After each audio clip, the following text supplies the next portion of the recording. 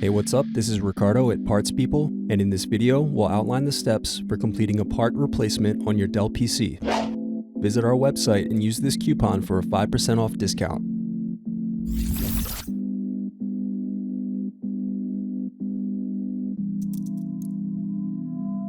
Unscrew and remove bottom base.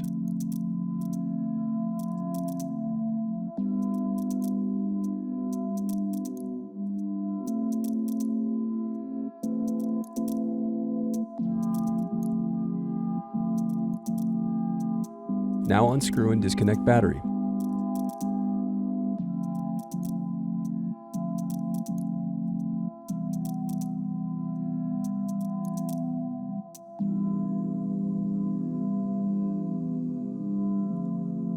Next, unscrew and disconnect touchpad.